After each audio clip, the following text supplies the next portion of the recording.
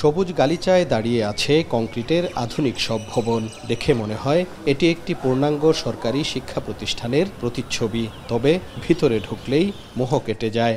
শিক্ষার্থী আছে, ভবন আছে, নেই শিক্ষক ও প্রশাসনিক কর্মকর্তা কর্মচারী। বলছি ময়মনসিংহ শহরের মাসকান্দা এলাকায় অবস্থিত ইনস্টিটিউট অব হেলথ টেকনোলজির কথা। দেশে সরকারি পর্যায়ে ২৩টি হেলথ টেকনোলজি ইনস্টিটিউটের মধ্যে সর্বকনিষ্ঠ ময়মনসিংহ আইএইচটি। কোনোরকম জনবল নিয়োগ না দিয়েই ২০২২-২৩ শিক্ষাবর্ষে শুরু হয় শিক্ষার্থী ভর্তির কার্যক্রম। ৪ তলা ভবনে রয়েছে অসংখ্য কক্ষ, যদিও নেই আসবাব ও ল্যাব সরঞ্জাম। নিচতলার একটি কক্ষে পালা করে 2টি ব্যাচের ক্লাস নেন 2 জন অতিথি শিক্ষক। শিক্ষক না থাকায় বন্ধ প্রথম ব্যাচের ক্লাস। ফ্লোরে ফ্লোরে জমেছে ধুলোবালির আস্তর। গেস্ট টিচার দিয়ে আমাদের সপ্তাহে সেকেন্ড ব্যাচ এবং থার্ড ব্যাচের একটা করে 2টো ক্লাস হচ্ছে, কিন্তু আমরা প্রথম ব্যাচের শিক্ষার্থী যারা আছি তারা একটাও ক্লাস করতে পারছি না। আমাদের নিজেদের আত্মবিশ্বাসী ভেঙে যাচ্ছে যে এত বড় একটা সরকারি প্রতিষ্ঠান হওয়া সত্ত্বেও আমরা সেইভাবে কোনো সুযোগ সুবিধা পাচ্ছি না। একটা প্রতিষ্ঠানের মাথা হচ্ছে তার প্রধান। আমরা দীর্ঘ 4 মাস যাবৎ প্রধানের অভাব ভোগ করছি, অর্থাৎ আমাদের কোনো অধ্যক্ষ নেই। আমরা জেনারেলে অনেক স্বনামধন্য কলেজ থেকে ভর্তি বাতিল করে এখানে এসে ভর্তি হয়েছি। আর কিছুদিন পরে আমাদের এই কোর্সের মেয়াদি শেষ। এখন পর্যন্ত আমরা ফার্স্ট ইয়ারের রেজাল্টও পাইলাম না, ফার্স্ট ইয়ারই শেষ হলো না। লাশ দেখা, তারপর হলো যে বোনস দেখা, ভিসেরা দেখা, সেগুলো তো ওরা দেখতে পাচ্ছে না। হ্যাঁ, ওটাও একে একে তাদেরকে শেখানো হচ্ছে। তো স্বাভাবিক ব্যবহারিক তো ওদের প্রবলেম হবে। একটা জিনিস হলো ছবি এঁকে দেখানো আর সরাসরি বাস্তবে দেখা, তো পার্থক্য তো আছে। শিক্ষা প্রতিষ্ঠানটিতে ছেলে ও মেয়েদের 2টি হোস্টেলে থাকেন প্রায় 130 শিক্ষার্থী।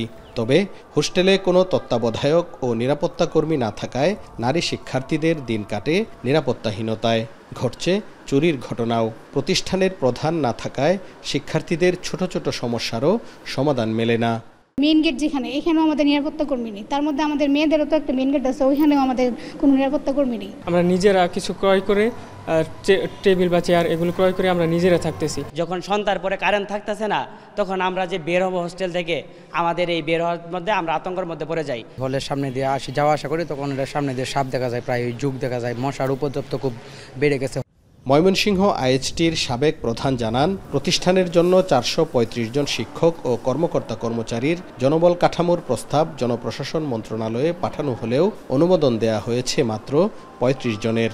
তাও আটকে আছে অর্থ মন্ত্রণালয়ে। টেকনিক্যাল পড়াশোনার তো অনেক গুরুত্ব রয়েছে, ওদের প্রয়োজনীয়তা আছে।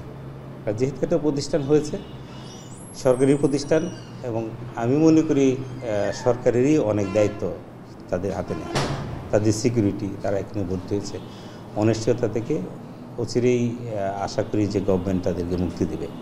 আইএইচটির সমস্যা সমাধানে শিক্ষার্থীরা বিক্ষোভ, মানববন্ধন কর্মসূচি করলেও মিলছে না প্রতিকার।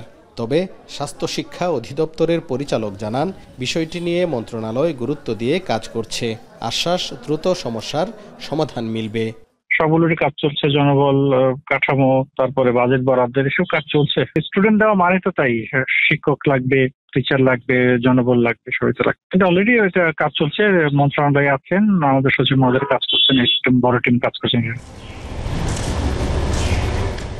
ভবিষ্যতের স্বাস্থ্যকর্মীদের তৈরির কথা ছিল এই প্রতিষ্ঠানের, কিন্তু এখানকার শিক্ষার্থীরা নিজেদের ভবিষ্যৎ নিয়ে রয়েছে ঘোর অনিশ্চয়তায়।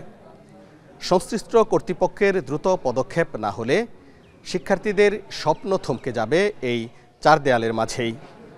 হারুনুর রশিদ, এখন, ময়মনসিংহ। সানবিট সব দিবে সামাল। সানবিট ম্যাজিক প্রেস, ডিশওয়াশিং এর মাথা ঘোরানো সলিউশন।